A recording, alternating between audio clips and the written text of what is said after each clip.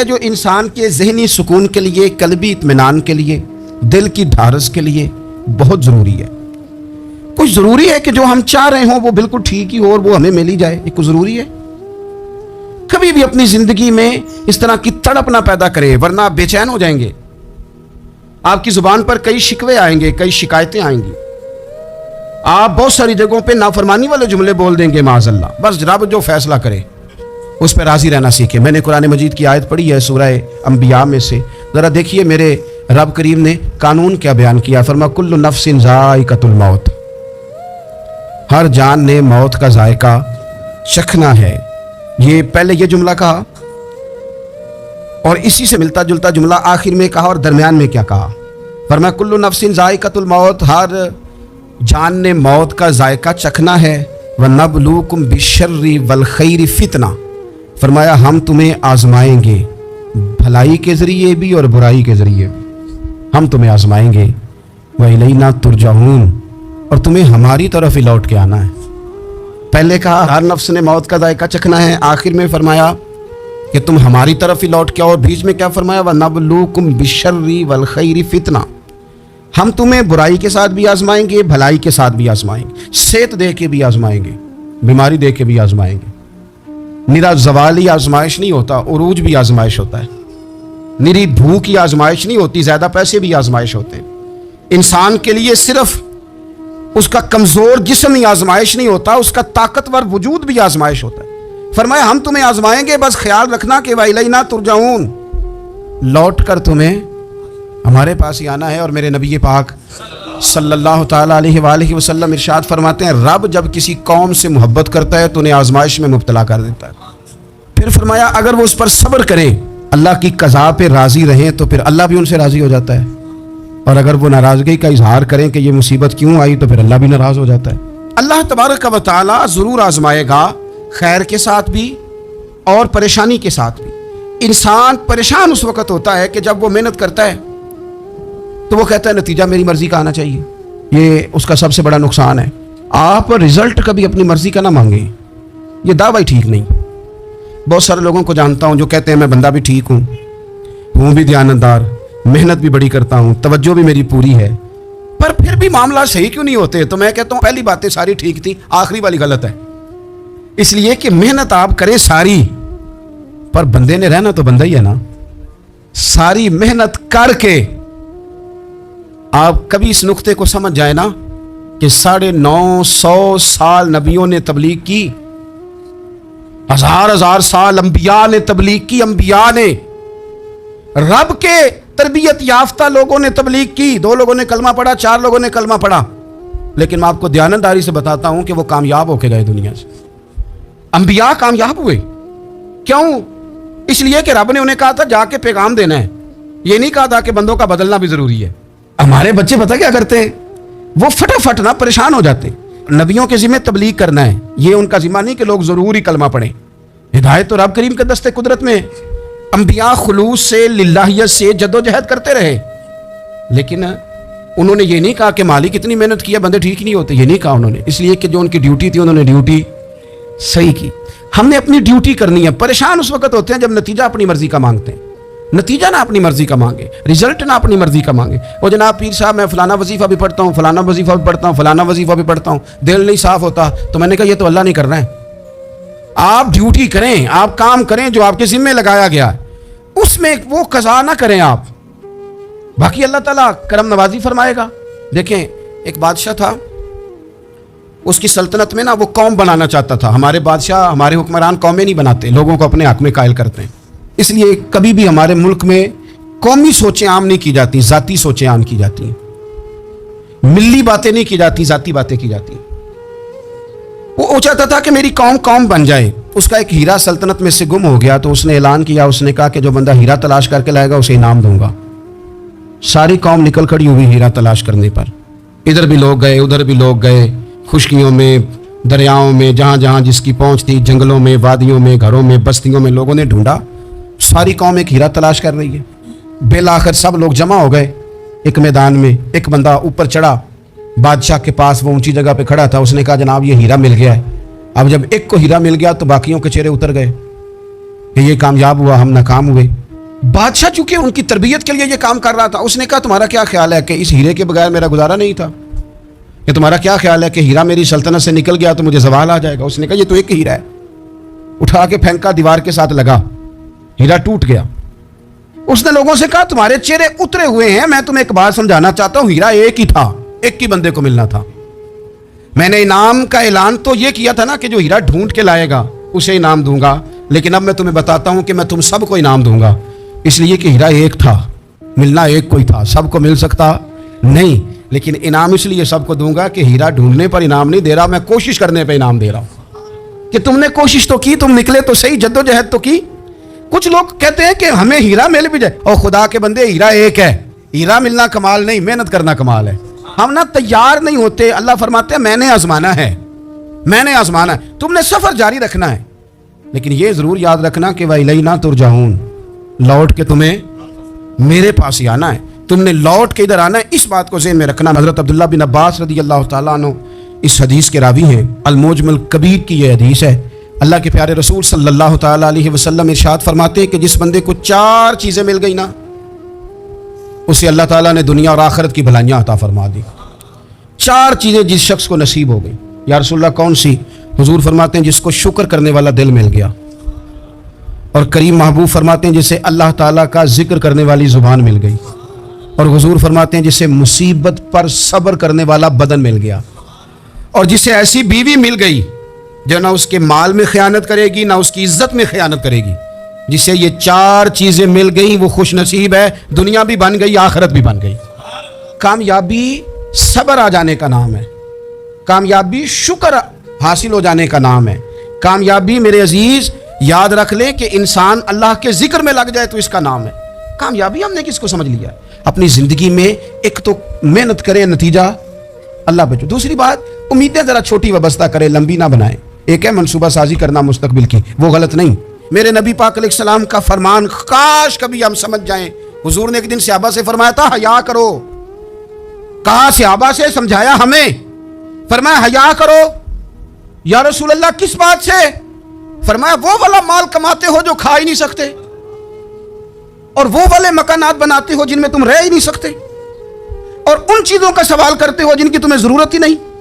اتنے لمبے محلات، اتنا لمبا چوڑا مال، اتنا لمبا چوڑا پیسہ، اتنی لمبی امیدیں، اتنی لمبی داستانیں، انسان کمزور ہو جاتا ہے، ساری زندگی حساب کتاب میں بیت جاتی ہے۔ دیکھیں نا، حضور علیہ السلام نے فرمایا یہ جو غریب لوگ ہیں نا، یہ مالداروں سے 50,000 سال پہلے جنت میں داخل ہو جائیں گے۔ کیوں؟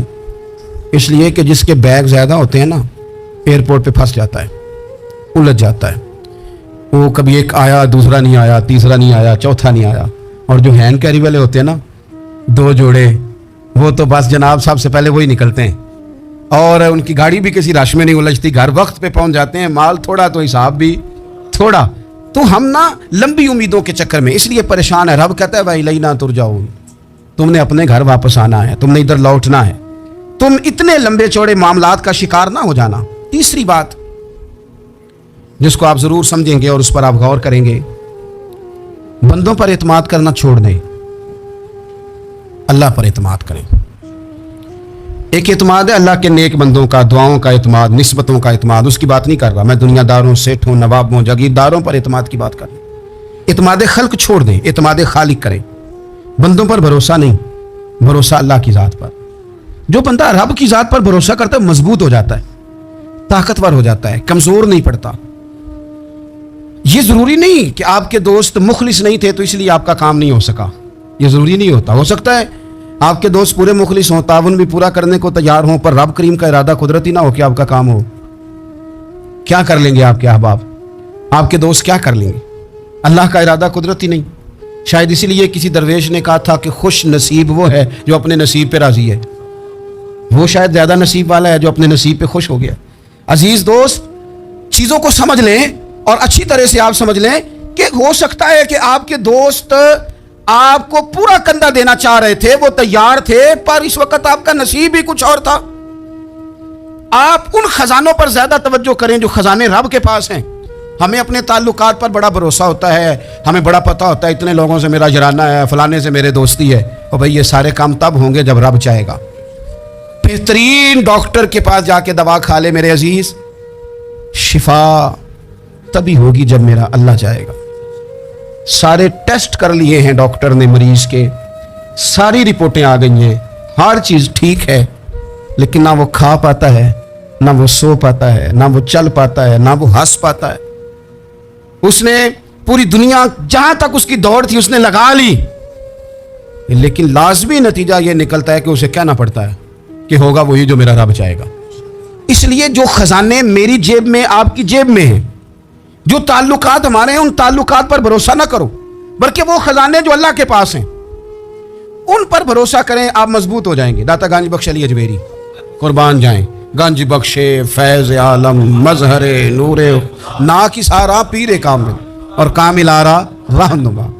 इस मुल्क के वतने अजीज का जो लोग हुस्न है ना, उनमें बड़े बड़े तारे हैं, पर इस वतन का जो चांद है वो दाता गंज बख्श अली अजमेरी है। दाता साहब चांद है मेरे वतन का। इस वतन में जो चमकेगा वो दाता अली अजमेरी से फैज लेके चमकेगा।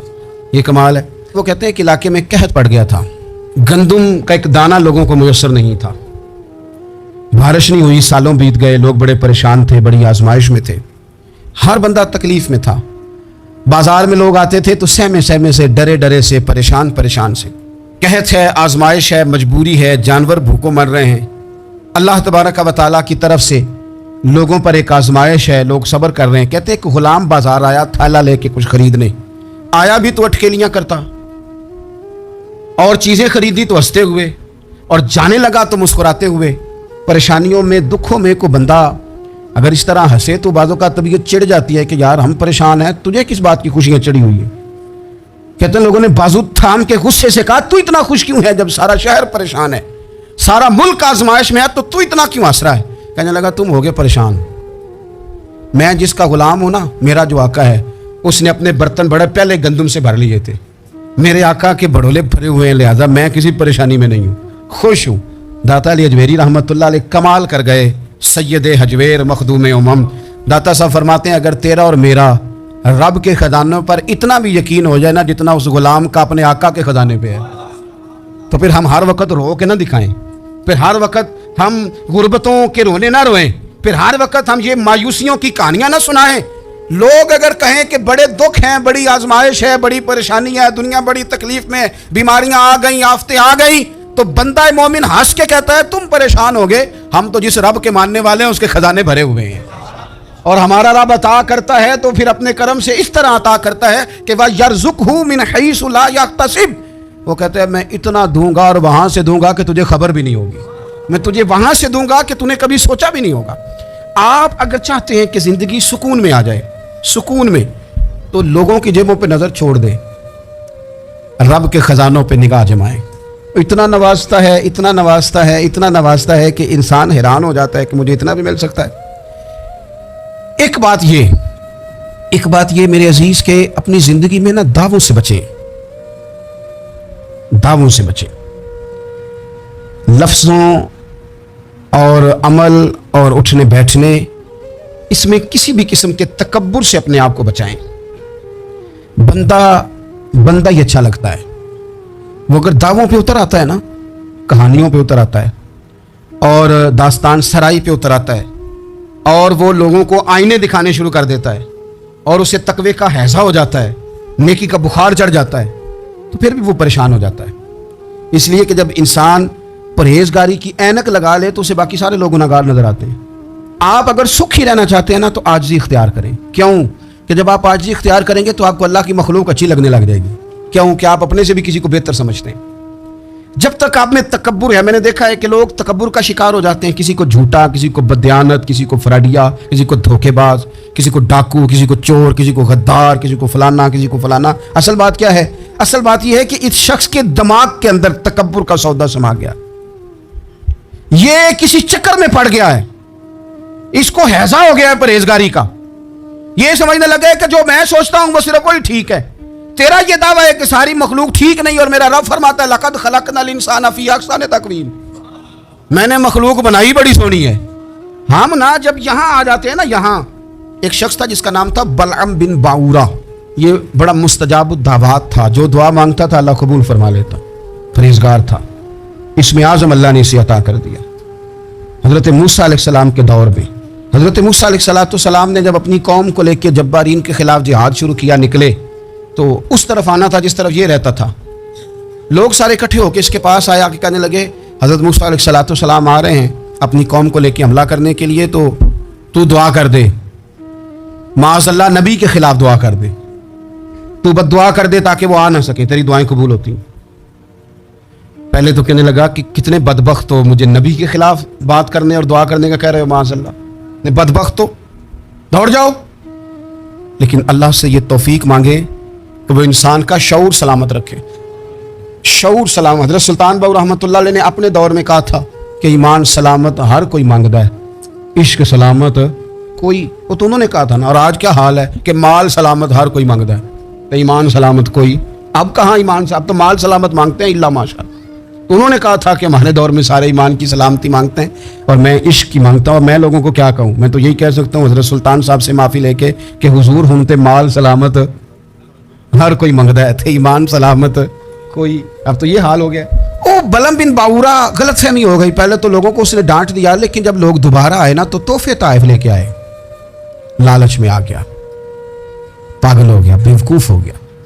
ہرس ہوس یہ کہیں کا نہیں چھوڑتا انسان کو۔